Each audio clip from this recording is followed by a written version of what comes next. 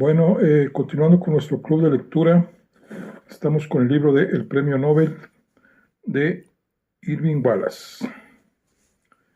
Y continuamos.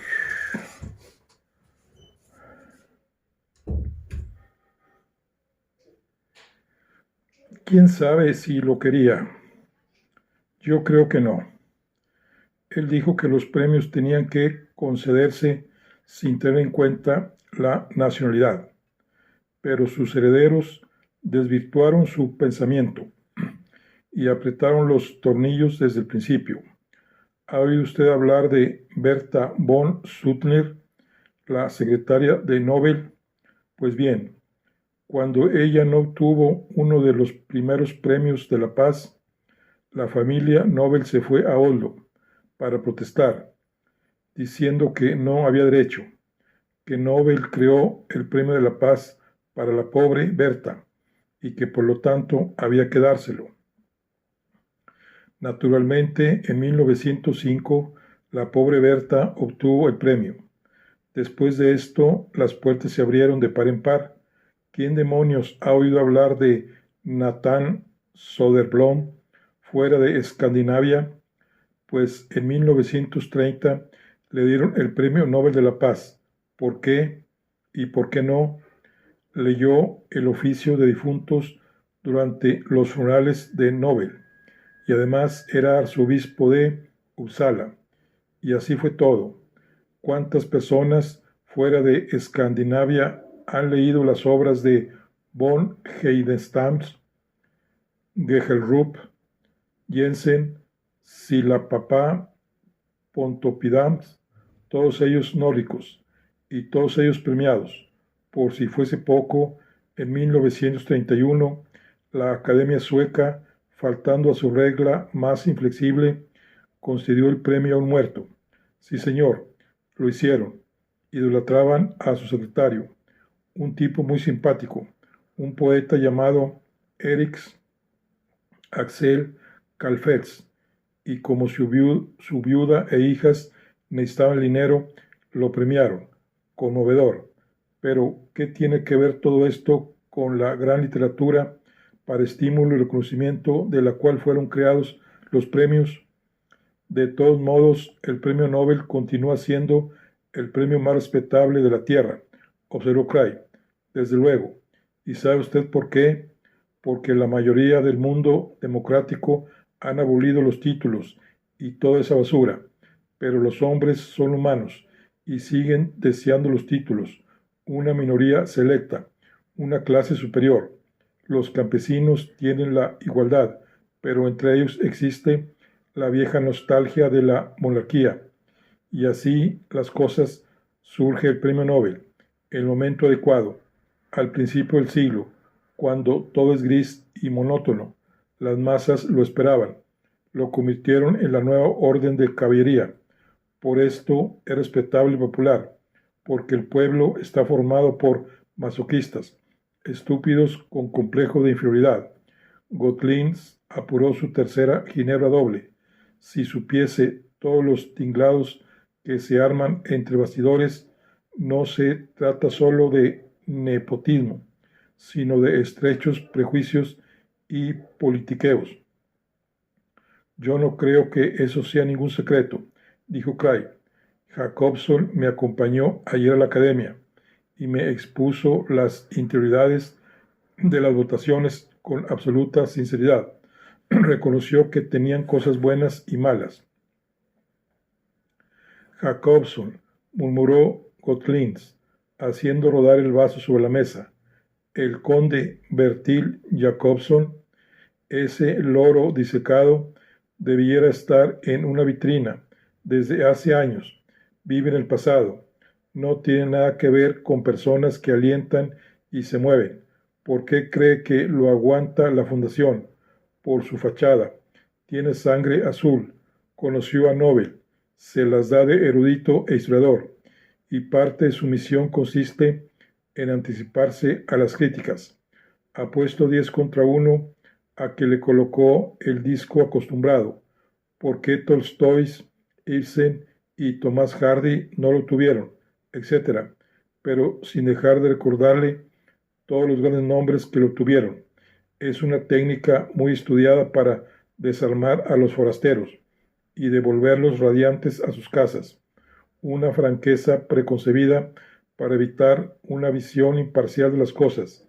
Y apuesto aún más, apuesto a que no tuvo la franqueza de confesarle la manera indecente como los comités Nobel han cortejado siempre a los alemanes, como ese montón de estiércol que es Kranz, arrugando la nariz ante los americanos, al menos hasta la última guerra, y tampoco le habló sin duda del boicot permanente de que son objeto los rusos. El whisky se había subido a la cabeza de Craig, y la habitación daba vueltas a su alrededor. Pues Jacobson me gusta. ¿Qué diablos? Dijo. Ustedes, los americanos, quieren a todo el mundo, gruñó Godlin. Pueden estar seguros de que también los quieren a ustedes, que ralea, de modo que Jacobson le gusta, pero ya le contó el modo como sus compinches lamían las botas de los alemanes y pusieron el veto a los rusos. No, no me lo contó. Me parece que voy a tomar otra copa. Yo también. Lars, otra copa. Volvió sus ojos inyectados en sangre a Craig. ¿Le gusta este viejo Guardesus? Es un sitio estupendo, contestó Gray con voz pastosa. Desde luego. ¿Y qué me cuenta de los boches? De los alemanes obtuvieron 49 premios en 60 años. En cambio, los rusos 7 en un espacio de tiempo. Y aún pueden decir que tuvieron suerte. Pues yo diría que se requiere valor para desafiar a Rusia teniéndola como quien dice a dos pasos. ¡Qué valor ni qué niño muerto! Estalló Gotlin. Todos los suecos, del primero al último, tienen un miedo cerval de Rusia. Y cuando ésta alza el gallo, Suecia se arrastra sus pies. ¿Por qué cree que no hemos ingresado en la OTAN? Porque tenemos miedo de Rusia. Nada más que por eso. Ojalá tuviésemos el valor de Noruega. Los noruegos desafiaron a los nazis, cosa que nosotros no hicimos, y ahora desafían a los comunistas, cosa que nosotros no haremos. Como eso de dar el premio de la paz 1961 al viejo Dag Hammarskjöld, a sabiendas de que los rojos le tenían un odio a muerte, pero nosotros, los vecinos de al lado, estamos amarillos de miedo, lo sabemos y no me gusta. Entonces, ¿qué hacemos para poner a salvo el honor nacional? Hacemos el hombre con gestos infantiles, sacándole la lengua a Rusia y negándonos a concederle el premio Nobel. ¿Cómo queda después de esto el sacrosanto premio? Reducido a una cuestión de política local, convertido en un instrumento político que vosotros, los cabezotas americanos, excepto los polacos, consideráis un gran honor. Jesús, qué porquería. Le sirvieron la nueva bebida, la nueva ronda de bebidas, y Cray vertió parte de la suya al llevársela a la boca. ¿Qué dijo más sobre el premio? Que era antiamericano y germanófilo. Sí, eso dije. Las cifras hablan. No se preocupe, que las tengo todas en la cabeza. La química, por ejemplo, solo un americano. Richards de Harvard ganó el premio en 31 años. Ahora la física, solo un americano. Michelson de mi querido Chicago obtuvo el premio en 22 años. Y veamos qué pasa con la literatura. También hay solo un americano, Red Lewis, de 35 años. Y la medicina, solo dos americanos, Carrel y Landsteiner, en 32 años. En realidad, el doctor Alexis Carrel era francés de nacimiento, nota del traductor. Pero los alemanes los chicos de la Fundación Nobel los reverenciaban. 15 ganadores en la primera década, sin contar el Premio de la Paz, del que no vale la pena que nos ocupemos. En Suecia, casi bastaba con exhibir un título de Frankfurt o de Heidelberg para que le presentasen a uno como candidato. Durante 45 años, los boches fueron la raza superior por estas latitudes, a pesar de que éramos más nórdicos que ellos. Pero cuando vosotros los vapuleasteis de lo lindo en la última guerra, y cuando sacasteis la bomba atómica, la de carreras que hubo en todos los comités Nobel, y ahora os tiran premios, y a los ingleses también, como si fuesen confeti. No me hable de imparcialidad cuando se refiere a ese condenado premio que ha ganado. ¿Qué tiene de malo el premio que he ganado?, preguntó Cray, atisbando a Godlin con ojos de mochuelo y vertiendo de nuevo el whisky. ¿Qué tiene? ¿Me escuchaba o qué? O llave doble. Le hablaba de Rusia. Lo había olvidado. 7 rusos en 60 años en 5 categorías distintas, y ni uno solo puede considerarse un premio indiscutible. No se trata solo de anticomunismo, es más, es anti-eslavismo. Temblamos como unos azogados desde la época del zar. ¿Qué pasó en fisiología y medicina durante los 60 premios concedidos? El viejo Pavlov debiera haberse llevado de calle el primero, pero no, el comité lo desairó durante 4 años seguidos, hasta que tuvieron que ceder a las presiones que les hacían de todos lados. En 1908 tuvieron que dar la mitad del premio de Ehrlich a un ruso, porque era del dominio general que había realizado la misma labor que Ehrlich en el terreno de la inmunidad.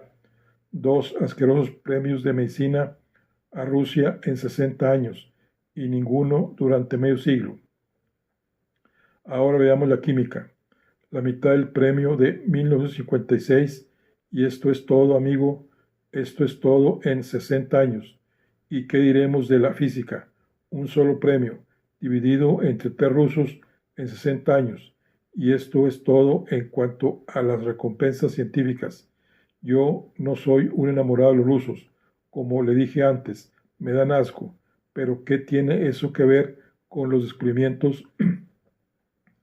Rusia es la nación que va a la cabeza en lo tocante a la longevidad y la genética. Son rusos quienes lanzaron el Sputnik con un tipo llamado Gagarin dentro. Han inventado penes artificiales para heridos de guerra. El ruso Popov demostró la transmisión inalámbrica antes que Marconi, y Tsiolkovsky ya había concebido el cohete de varias etapas en 1911, pero según nuestra Academia Sueca de Ciencias, no.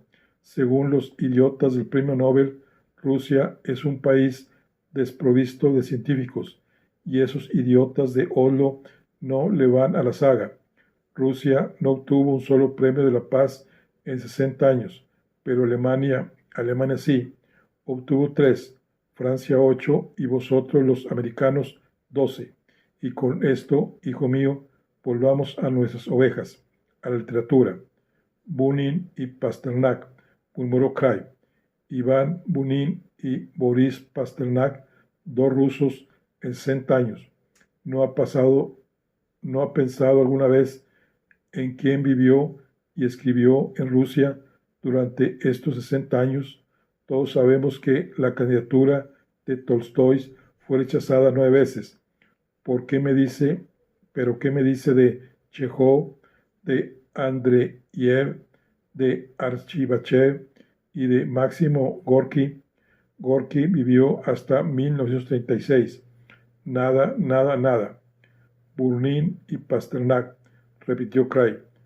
Monsergas, aulló Gotling, sin que ninguno de los reunidos en el bar levantara siquiera la cabeza. Bunin era un ruso blanco, un refugiado anticomunista que vivía en París y tradujo la Hiawatha de Longfellow. se hallaba ausente de Rusia desde hacía 15 años, cuando vosotros, los americanos, presentasteis su candidatura y conseguisteis que saliera elegido en 1933.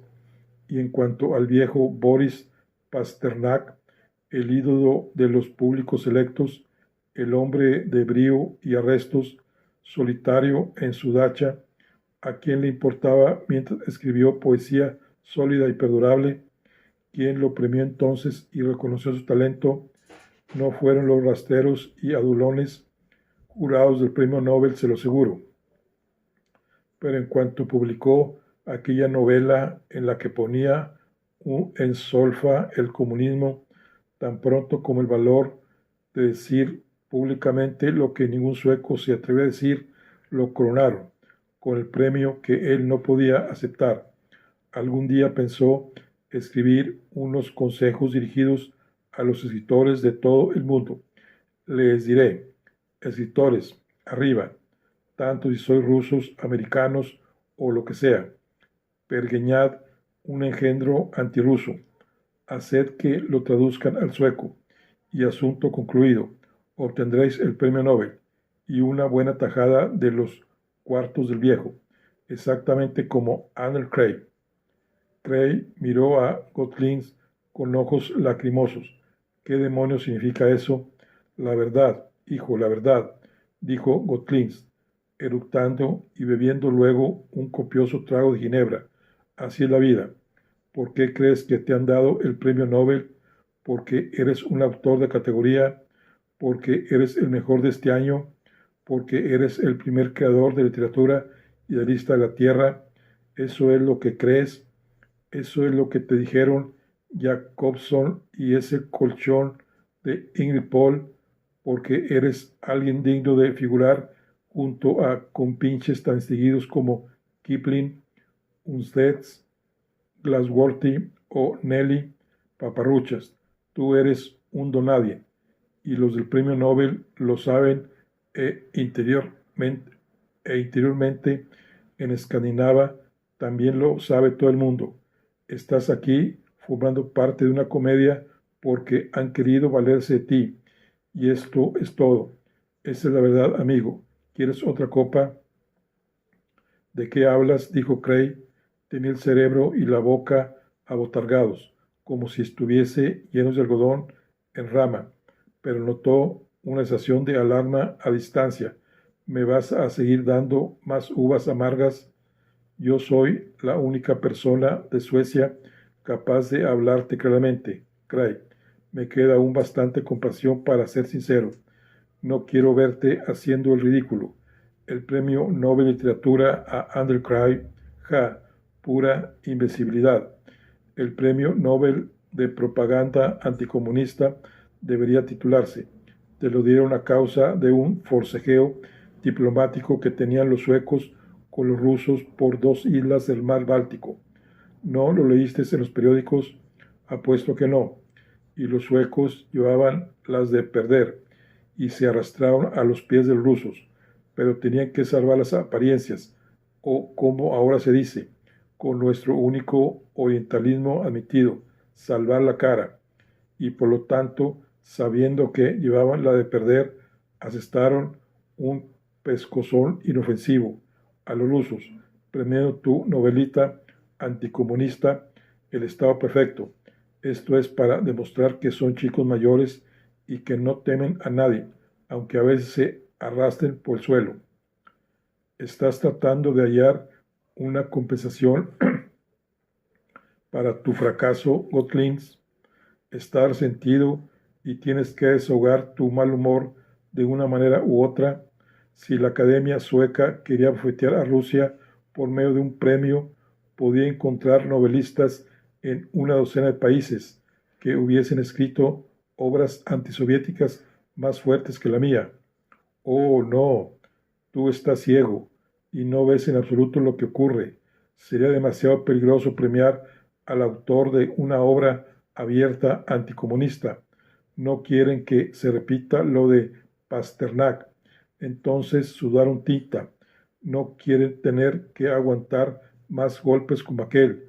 Como te dije, Ellos solo querían dar un pequeño pescozón al coloso para salvar las apariencias y acallar sus remordimientos de conciencia.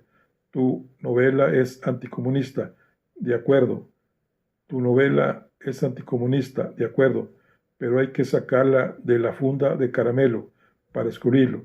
Si Moscú se enfada y se ha enfadado por lo que leí en Nidag, el boletín que publica nuestro comité, la Academia Sueca puede hacerse la sorprendida, y además lo ha hecho, para encogerse de hombros y decir que ellos han premiado una novela puramente histórica inspirada en Platón y la antigua Siracusa.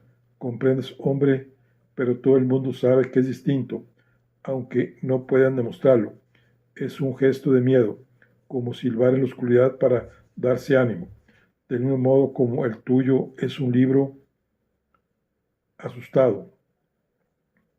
Para citar a Gunnar Gottlings, todo esto son monsergas. De veras, un cuerno, lo son.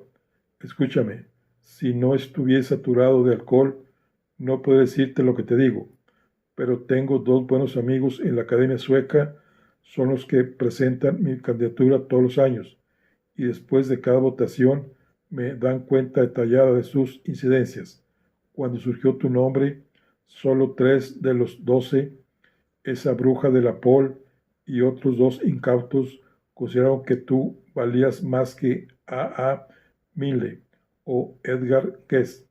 Tú tenías la partida perdida de antemano, hasta que alguien sacó a colación Rusia y esas 2 islitas del Báltico. Entonces los ánimos se exaltaron y en aquel momento alguien dijo que lo único bueno que tenía tu libro era que desenmascaraba a los rusos, es decir, tomándose la molestia de leer entre líneas, y al cabo de una hora la mayoría estaba de acuerdo en que si te daban el premio serviría para denunciar a los rusos, para quitarles la careta de verdad, y así fue como lo obtuviste, y como nosotros hemos desenmascarado a los rusos. Lo siento, chico, algún día escribirás libros de verdad, pero el que te han premiado no es de esos, y todos lo sabemos. Así es que vuélvete a casita con dinero y el título, y piensa que has tenido mucha suerte.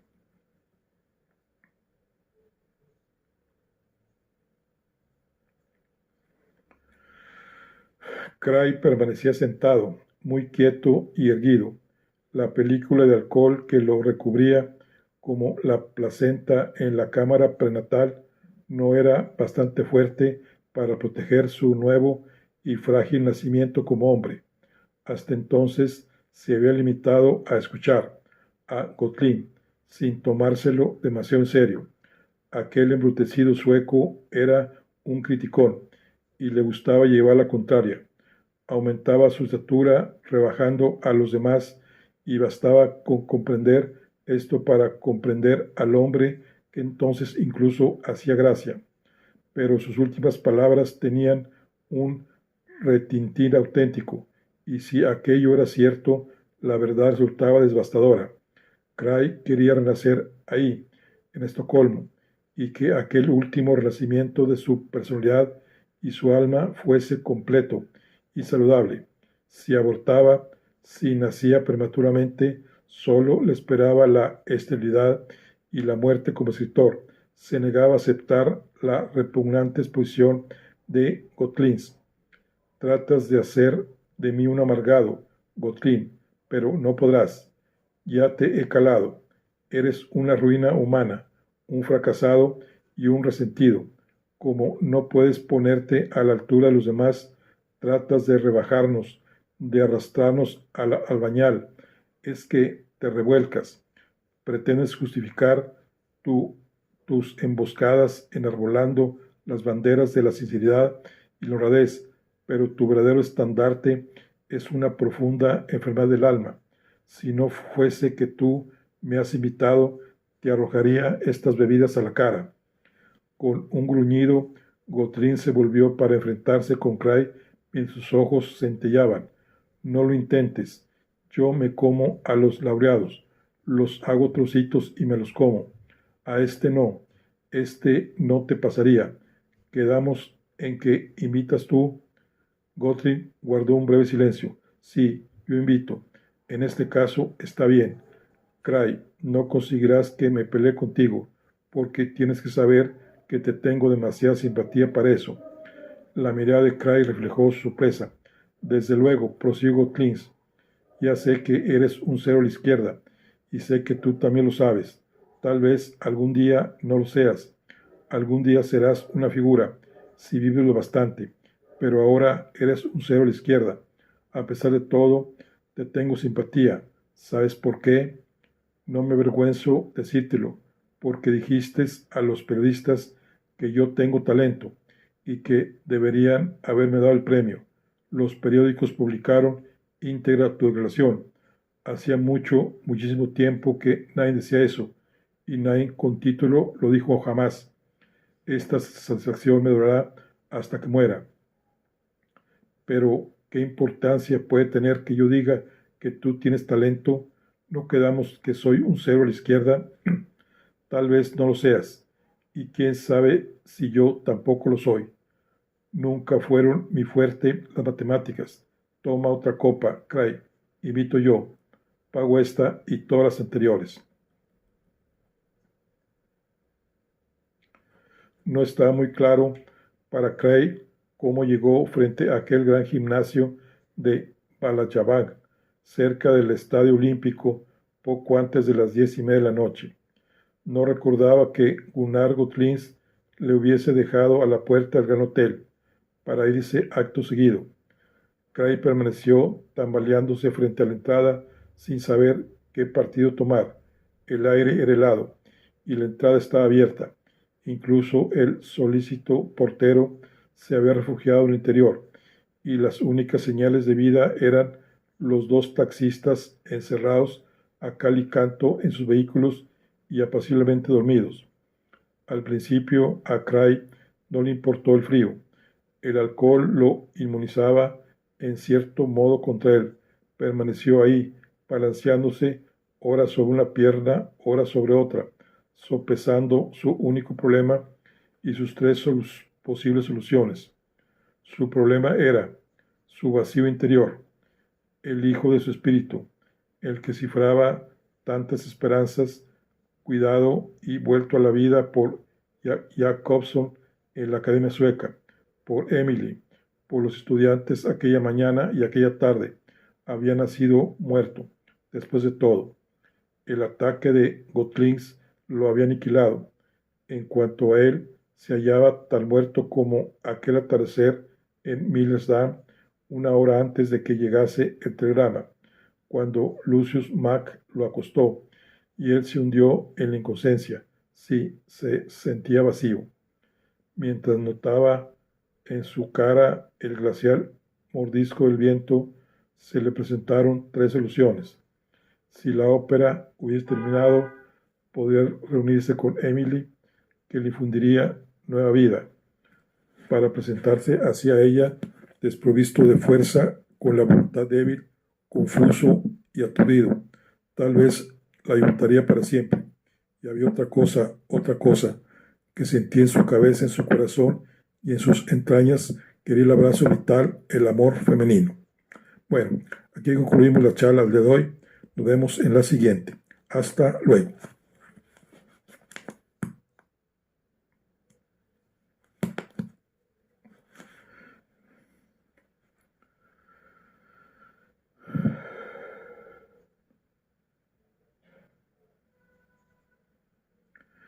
Craig lo deseaba desesperadamente.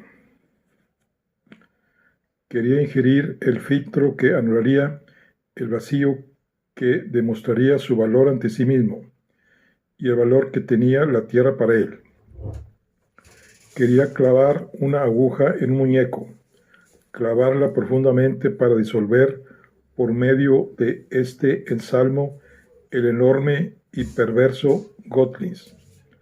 Deseaba a Emily, pero ella no estaría preparada ni prevenida. Le faltaría el conocimiento necesario para entenderlo, y la fuerza de su pasión la obligaría a huir. Y después Ya no volvería a encontrarla jamás. No, no podía ser Emily. Tomó en cuenta la segunda solución, que en aquella noche desapacible se le apareció llena de cordura y lógica. Lea, la rígida Lea. Su estado de abatimiento y embriaguez sería para ello algo familiar, comprensible, que aceptaría al instante.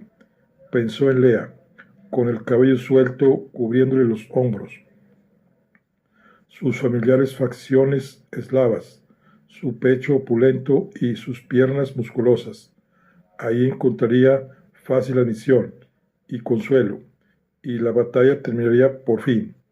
Durante un largo instante, ahí fuera, bajo el aire helado, la tentación, el atractivo de aquella solución tan sencilla, casi le obligaron a entrar, pero de pronto, bajo la claridad del viento gélido, el hotel se convirtió en la casa de Appomattox, y si entonces entraba, sería Lee, cuando en realidad se proponía ser Grants.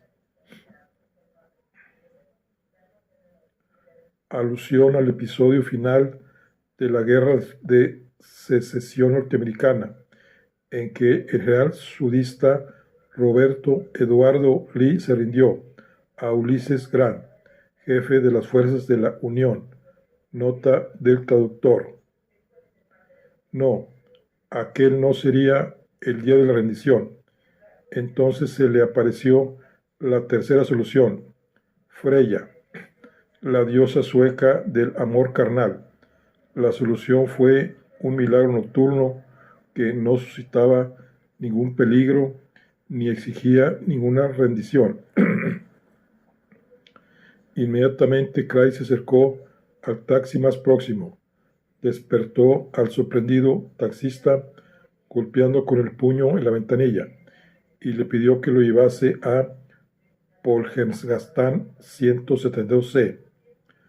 Cuando llegó frente a la casa, el anciano portero estaba en el vestíbulo, reparando alguna cosa. Se acercó por curiosidad a la puerta y reconoció a Cray, al que recordaba por haberlo visto la vez anterior. Al instante salió cojeando al exterior, agitando las manos, y se puso a hablar largamente con el taxista, haciendo ademanes negativos. Me ha dicho, dijo el taxista a Cray, que la señorita que usted busca no está en casa esta noche. Una vez al mes va al club, y hoy era precisamente su día. Cray quiso saber cuándo volvería. Lily, el portero, no lo sabía, aunque creía que sería tarde, pues siempre solía regresar tarde. Averigüe dónde está, ordenó Cray al taxista, y después lléveme ahí. Habló sin meditar, solo tenía en cuenta su necesidad y la abnegada plenitud de Lily en atenderle. Sabía únicamente que tenía que rescatarla del ambiente frívolo del club para que ella a su vez pudiera salvarlo a él. Y así fue como a aquella hora tan avanzada de la noche, con un frío intentísimo, terminó plantándose ante la entrada cuadrada del gimnasio de Bala Yavagen. Avanzó con paso no muy seguro hacia la puerta verde, la abrió con esfuerzo y entró en el interior tambaleándose. A pesar del piso de cemento del vestíbulo, la estancia estaba muy caliente, gracias a un enorme radiador. No había ahí ningún mobiliario, con excepción de una mesa y una silla, ocupada entonces por una mujer de mediana edad y de aspecto masculino, que llevaba un vestido marrón. Tenía un archivador metálico abierto ante ella y se dedicaba a clasificar fichas. Dirigió una sonrisa sorprendida a Cray cuando éste se aproximó a ella. «Busco a Miss Lily Heskibis», dijo Cray, pronunciando las sílabas claramente. «Me han dicho que pertenece a este club. Yo soy un amigo suyo norteamericano. ¿Podría verla?» «Verá usted», dijo la empleada. Se trata de un asunto de mucha importancia. La mujer se levantó. Permítame un momento. Se alejó con paso firme, abriendo y cerrando con rapidez una puerta interior. Para Cray, aquella espera fue muy tediosa. No podía sentarse en ninguna parte, así es que trató de pasear, pero andaba con paso tan inseguro que por último se resignó a la inmovilidad, apoyándose en una pared. De pronto la puerta interior se abrió y la empleada la sostuvo para dar paso a dos personas que salieron al vestíbulo.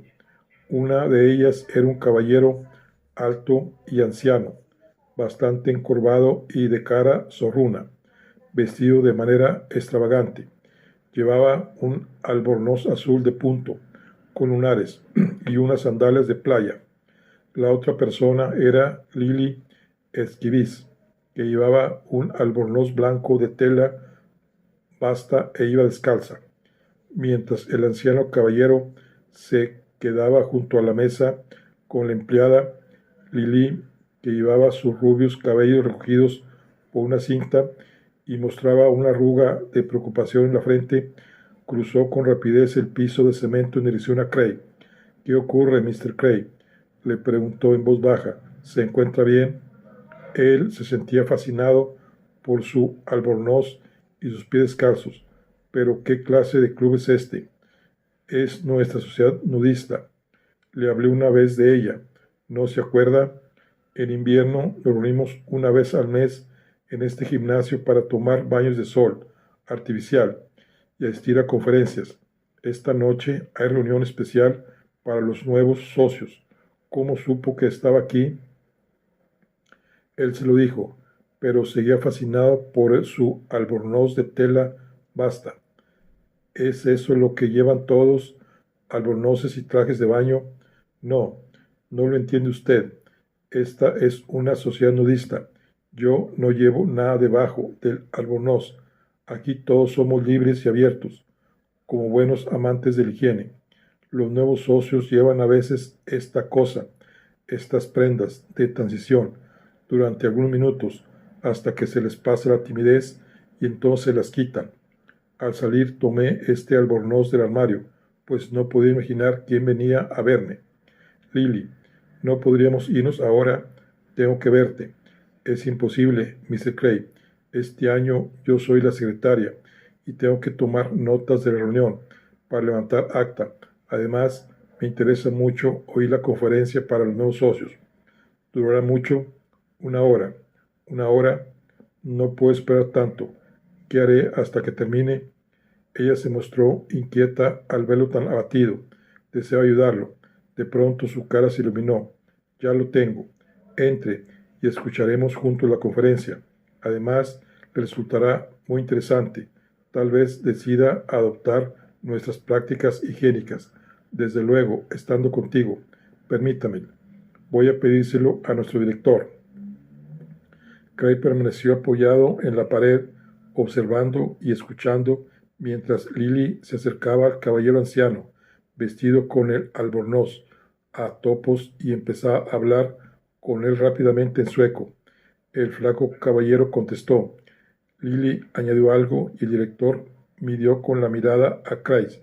Por último asintió y salió del vestíbulo. Lily regresó junto a Cray con aire triunfante. Perfecto, le dijo. Al principio estaba preocupado porque no ha pasado usted por el examen, pero yo le dije que era un viejo amigo de mis parientes de Minnesota. ¿Tiene parientes en Minnesota? No, por supuesto. Conseguí convencerle cuando le dije que usted pertenecía a la Asociación Americana de Amigos del Sol de Nueva Jersey. La conozco porque a veces la han citado en nuestros boletines. Añadí que había visto su carnet, que le interesaba nuestro nudismo y que deseaba asistir a una reunión. Entonces podremos entrar juntos. No habrá ningún inconveniente. Ambos se dirigieron hacia la puerta del fondo. La empleada, que seguía de pie, inclinó la cabeza en gesto de bienvenida cuando ellos pasaron. Cray avanzaba detrás de Lily y la deseaba más que nunca, pero dominándose evitó tocarla. Así llegaron frente a otras dos puertas verdes. Lily señaló la de la mano derecha. Esta da al gimnasio. Cuando esté listo, venga. Yo le esperaré, pero dése prisa. La conferencia empieza enseguida. Luego le indicó la puerta a la izquierda. Esa comunica con los vestuarios de hombres y mujeres. Utilice un armario vacío para guardar sus ropas. Cuando se disponía a irse, Cray la sujetó por el hombro. ¿Qué dice? Un armario para mis ropas. ¿Qué tengo que hacer? Ella parecía sorprendida. Pues de dudarse, le dijo con sencillez. Esta es una sociedad nudista. Yo voy desnuda como todos. Lily, por el amor de Dios, yo nunca he hecho nada semejante. Yo ya le he visto desnudo y no estaba avergonzado. Naturalmente, pero así en público, en presencia de otros hombres y de otras mujeres. Mr. Cray, verá usted que esto es más fácil y más normal de lo que cree. La anatomía humana no tiene nada indecente. Las ropas, aunque sean escasas, son las que despiertan la curiosidad y la lasciva de la gente. Cuando todo el mundo está desnudo, no pasa nada absolutamente. Es algo completamente natural. Como usted verá, no sentirá curiosidad ni tendrá malos pensamientos. Se sentirá diferente. Vamos, desnúdese pronto y venga, para no perderse la conferencia. Cray estaba convencido de que muchas de aquellas frases de Lily eran aprendidas de memoria y procedían sin duda de textos naturistas, pero la cara de la joven estaba muy seria, animada por una especie de fervor religioso, y Cray no quiso contradecirla. Una vez terminado su pequeño sermón, Lily se apresuró a abrir la puerta del gimnasio y desapareció por ella. Cray, aturdido aún por el alcohol, trató de hallar algún sentido a aquella comedia. Luego recordó que Lily, con toda su solemnidad, le estaba esperando y que él no tenía derecho a decepcionarla. Dios mío, se dijo, a todos los borrachos le suceden estas extrañas aventuras, a todos los borrachos y a los que han perdido la carta de navegar. Y entonces pensó, ¿qué diablo? Aquí han venido todos a recibir, por lo tanto, dales algunas patadas y que ellos te den también alguna, y terminemos de una vez. Animado por esta resolución, entró en los vestuarios. En el interior de la estrecha habitación, parecida a todos los vestuarios que había conocido en su adolescencia y durante el servicio militar, que olía a duchas húmedas y jabón resbaladizo, se quitó el gabán y la chaqueta, en busca de un armario vacío. Abrió tres que contenían ropas, los dos primeros ropas masculinas y el tercero una falda, una blusa y ropa interior femenina. De nuevo vaciló, pensando si se atrevería a ceder al capricho de Lee. El cuarto armario estaba vacío, y en él colgó su gabán y chaqueta. Al sentarse en el banco para quitarse los zapatos y los calcetines, trató de formularse el pensamiento que le preocupaba. A pesar de Godlins, él era un hombre importante, en un momento crucial. ¿Qué pasaría si Sue Willey o algún otro periodista o incluso Jacobson se enterasen de que él había estado ahí? Aquello daría pábulo a la sospecha que algunos alimentaban de que era un alcohólico sin remedio, y, y ya le parecía ver los titulares de los periódicos americanos: Premio Nobel embriagado se hace nudista. Ningún honor podría contrarrestar aquel daño. Después de aquello, sería imposible que Alex Inglis consiguiese hacerlo ingresar en el colegio Joliet. Cuando estuvo descalzo y sin camisa, comprendió que su miedo no era del escándalo, sino de otra cosa, y que como siempre se había dedicado a racionalizar su vacilación. Abrió la hebilla del cinturón y se desabrochó los pantalones. Hizo correr la cremallera y se los quitó. Solo llevaba ya los calzoncillos azules, y esta prenda y su miedo eran lo único que le quedaba. Mentalmente, aquella velada lo había deprimido, pero en lo físico, la bebida y la desesperación lo habían estimulado, haciéndole desear el cuerpo desnudo de Lily de una manera salvaje, y aún sigue deseándola, y tendría que enfrentarse con ella en cueros para verla completamente desnuda, y el impacto emocional escaparía a su dominio. Y habría ahí otras muchachas, tal vez tan bonitas como Lily, y él vería sus partes prudentes, se sentiría dominado por su desenfrenada imaginación y reaccionaría de acuerdo con la naturaleza. Y si le ocurriese eso, reaccionaban así los hombres en las reuniones nudistas. Si así fuese, que Dios me asista, se dijo. Bonito espectáculo ofrecería. Se quitó los calzoncillos, los metió en el armario y quedó convertido en un nudista. El laureado nudista. Salió al corredor, lo examinó con mirada temerosa para ver si la empleada se hallaba presente, pero no había nadie. Ante la puerta del gimnasio vaciló por última vez, de pie ante la puerta, y desnudo. No sabía qué hacer con las manos. ¿Dónde estaban los bolsillos del pudor? Mantendría los brazos colgando al costado. Bien, al cuerno todo. Empujó la puerta y entró al gimnasio. Las luces, no las del techo, sino las hileras de lámparas ultravioletas colocadas al fondo de la sala, los cegaron momentáneamente, y se cubrió los ojos. Antes de que pudiera adaptarse a la enorme sala y a las personas o las cosas que ésta contuviese, vio a Lily.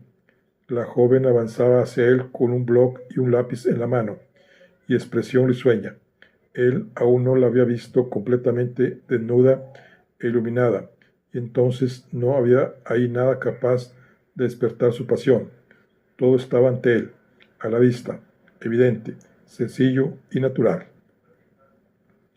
Cray se sintió impresionado por aquel espectáculo, y sin embargo, con alivio por su parte, no experimentó el acicate del deseo.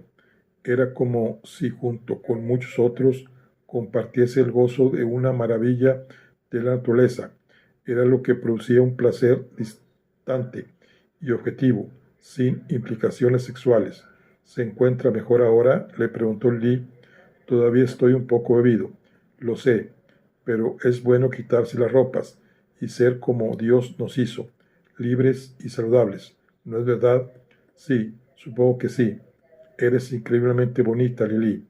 Aquí no hablamos de estas cosas, le amonestó ella, pero en el fondo el cumplido le gustó. Todos los naturistas son bonitos de una manera u otra.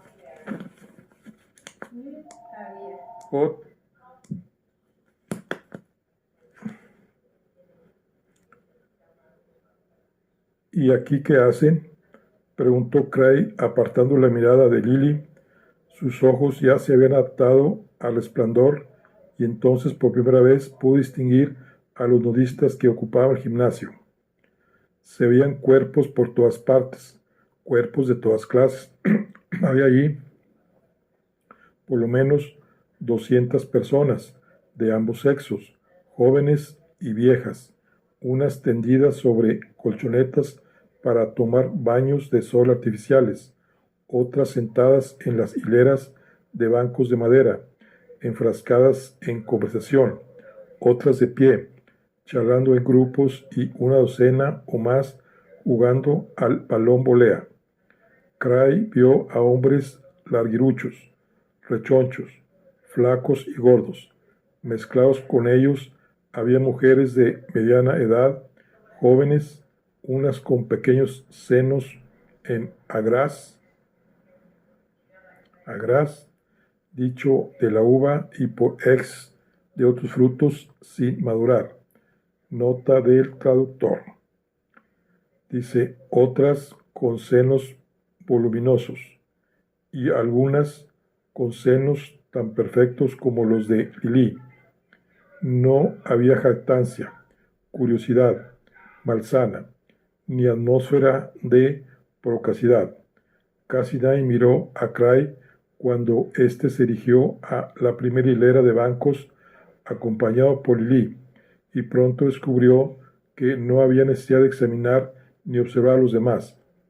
Lily le señaló el tercer banco, y ambos se sentaron. Luego ella cruzó sus piernas desnudas para apoyar sobre ellas el blog. Bien, ¿qué le parece, Mr. Cray? Nunca lo hubiera creído posible, murmuró él al helado. ¿A qué se refiere?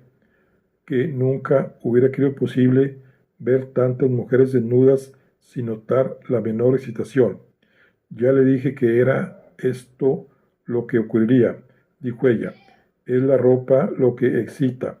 Cuando una mujer va vestida, siempre habrá un hombre que pensará en lo que está oculto, y lo peor son las prendas reducidas, como la falda corta, el traje de baño o el bikini, porque atraen la mirada y la atención a determinados lugares del cuerpo. Pero cuando una está desnuda y exhibe estos lugares sin tapujos, ya no hay misterio ni estímulo. Todo parece natural y nace un concepto nuevo, más sano, de las cosas. Mr. Tapper es nuestro director, a quien usted vio en la entrada. Dice que todo se debe a la autosugestión.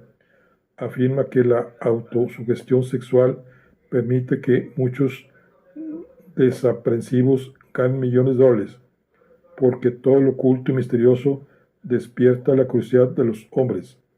Los números de varietés que se ofrecen en los nightclubs, los fundidos del cine, los asterísticos de los libros, todo ello tiene por objeto preocupar al público acerca de la anatomía.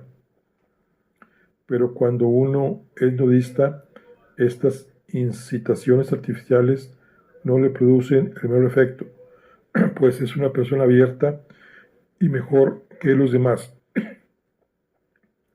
Nunca hubiera supuesto que te interesasen las cuestiones morales, Lily, dijo Cray sonriendo.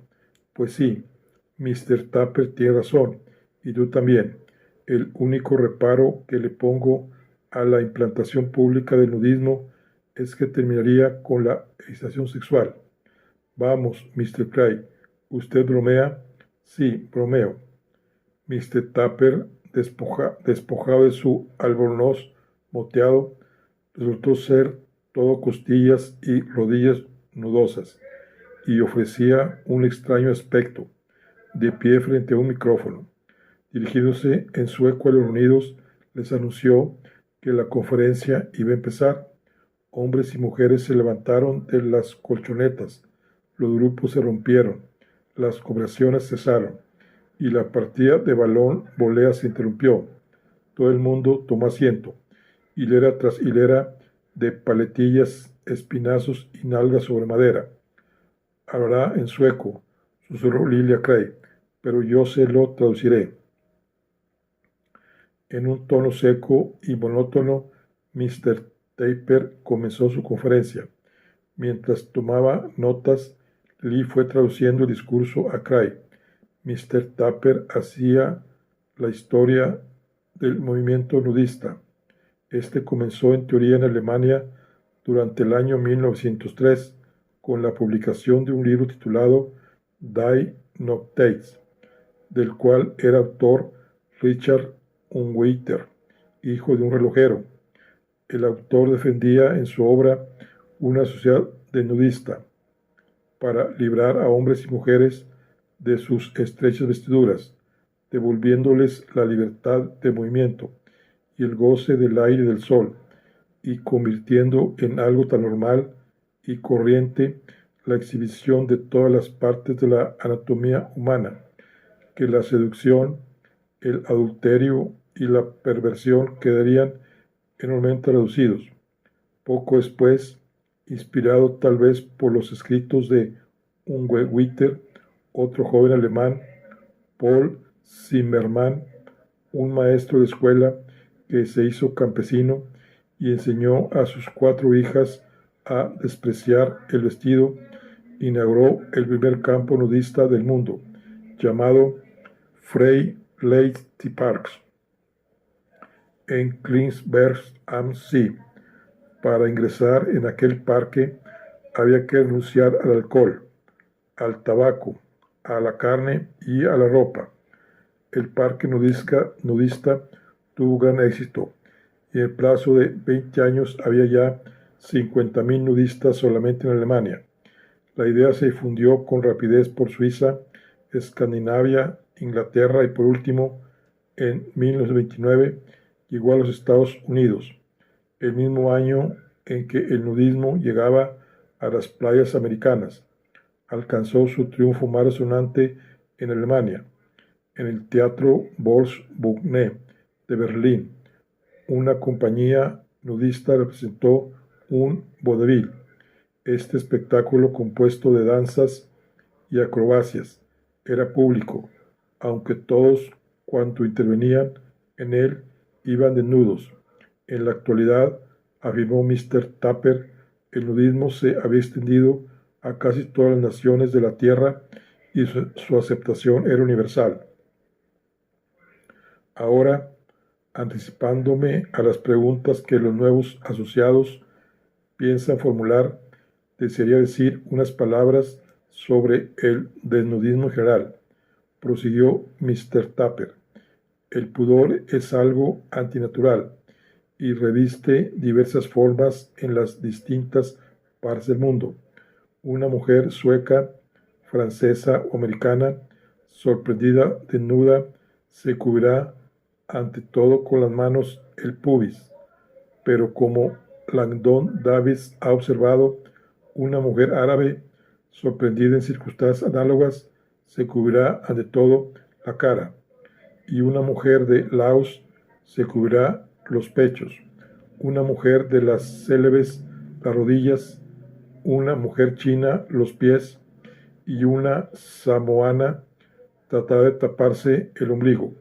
Como ustedes ven, esto reduce al ridículo el pudor y demuestra lo antigénico que puede ser. Según el nudismo internacional, la cara, los pechos, el ombligo, el pubis, las rodillas y los pies de una mujer desnuda pueden exhibirse tranquilamente y ésta no tendría que cubrirse nada porque no experimentaría ningún sentimiento de temor. Mr. Tapper sigue hablando monótonamente en sueco y por un momento Lily estuvo demasiado atareada tomando notas para traducir sus palabras. En una ocasión, Mr. Tapper hizo una pausa para beber un vaso de agua y Lily la aprovechó para susurrar a Cray. Ahora empezará el coloquio, en el que él contestará a las preguntas de los nuevos miembros. Después de rascarse el abdomen y carraspear, Mr. Tapper continuó su discurso, mientras Lily se esforzaba por interpretar lo mejor posible sus palabras. Nuestros nuevos asociados desearán saber la contestación a ciertas preguntas. Antes de que las formulen, yo las contestaré. ¿Cuál es nuestro objetivo? Proporcionar, mediante el nudismo, mayor higiene, mayor descanso, unas mentes más sanas y una moral más elevada. Permitimos la cohabitación y la actividad sexual en nuestro parque al aire libre. No. Semejante conducta significa la expulsión inmediata. ¿Pueden llevar pantalones cortos nuevos asociados? No. Cualquier clase de prenda que oculte el cuerpo total o parcialmente solo sirve para provocar y excitar. La única excepción se hace con las mujeres durante el periodo de la menstruación. Tienen que preocuparse los asociados, especialmente los de sexo masculino, por la posibilidad de excitarse sexualmente durante nuestras reuniones, lo que resultaría muy embarazoso. No, no hay un solo ejemplo de que esto haya ocurrido jamás en la historia del club. El cerebro es en el que se origina la pasión sexual, no se ha estimulado por la contemplación de grupos numerosos de personas desnudas. Recuerdo ahora lo que dijo Han Gay, autora de un libro en que refiere su primera visita al parque nudista de Zimmermann. Los nuevos socios que hoy están aquí presentes tal vez encontrarán las reacciones de la señorita Gay similares a las suyas. Desde luego, escribió Han Gay, la primera vez que se entra en una de estas clases, la presencia de los cuerpos ajenos resulta muy conspicua, pero después de alternar día tras día con hombres y mujeres desnudos, un pene no tiene más importancia que un codo o una rodilla, y apenas se le hace caso, y la silueta de una mujer es muy parecida a la de otra, con la única excepción de que algunas son mejor configuradas. Nuestros nuevos asociados no tardarán en comprender esta reacción, pero continuemos respondiendo a las preguntas que se formulan en mente algunos de ustedes. ¿Les acarrea molestias la pertenencia a una sociedad nudista si llega a saberse en un exterior menos tolerante? No. En Norteamérica, los nudistas solo se conocen por sus nombres de pila y las listas de asociados se mantienen en secreto. En Suecia no tenemos semejante problema. Como ustedes saben, los periódicos de Estocolmo, así como la prensa de Copenhague y Oslo, publican todos los años las fotografías del rey y la reina de nuestro festival del solsticio del verano. Y en estas fotografías ambos aparecen totalmente desnudos y, como todos sabemos, los ganadores son muy admirados y respetados. Mientras escuchaba, ya más tranquilizado, Cray se dio cuenta de pronto hasta qué punto se hallaba absorto y abstraído, y lo más interesante era que el objeto de su absorción no eran las formas de las jóvenes desnudas que le rodeaban, sino la charla del director. A pesar de que era escritor, durante aquellos últimos años sus raíces no habían crecido, no habían encontrado nuevas zonas de interés y experiencia. Antes, por el contrario, Kai se había marchitado y había muerto. Aquella noche se sintió fascinado por una aventura absolutamente nueva para él.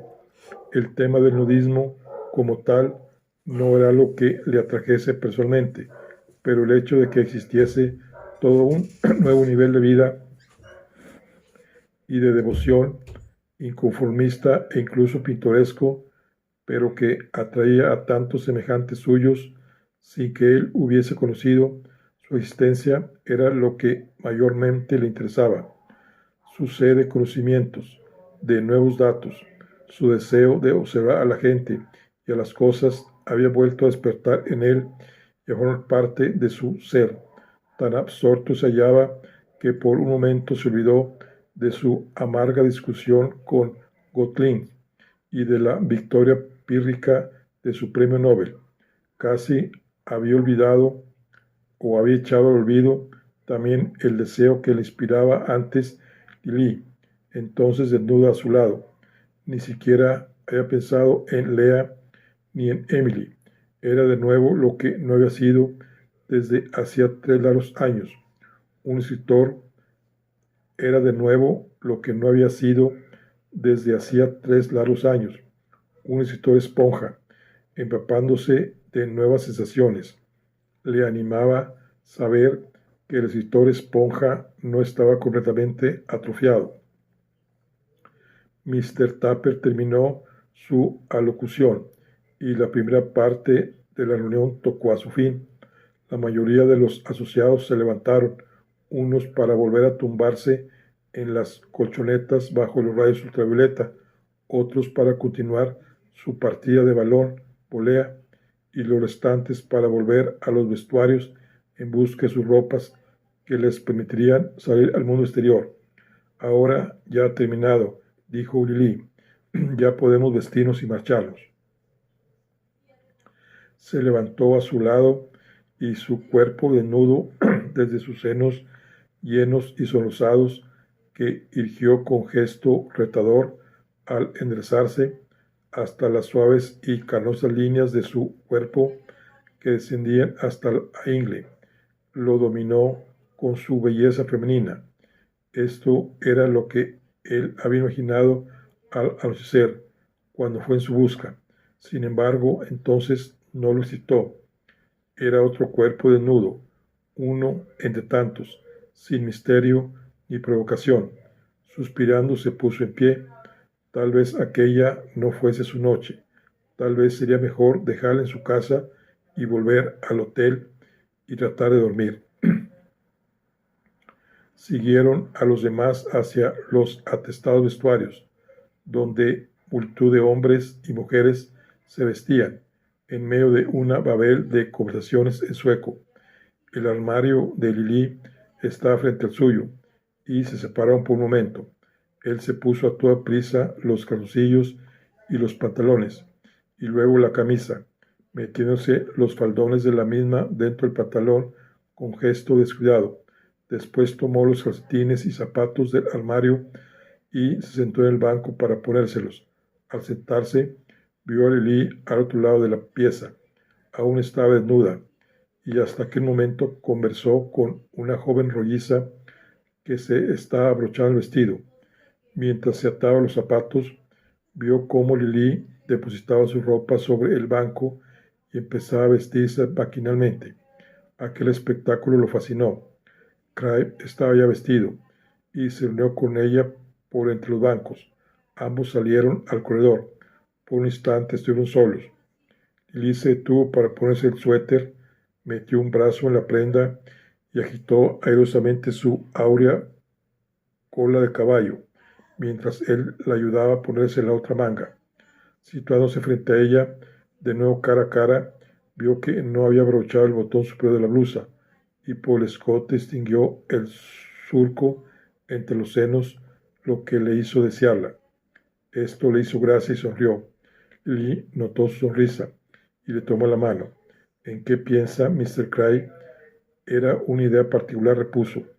Pensaba en la cosa más increíble de la tierra, que es el hombre, dijo él, y entonces la estrechó la mano y se alejó con ella por el corredor, preguntándose cuánto tardaría Lili en desnudarse.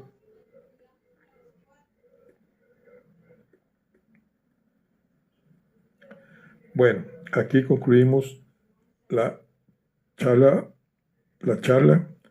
Nos vemos en la siguiente. Hasta luego.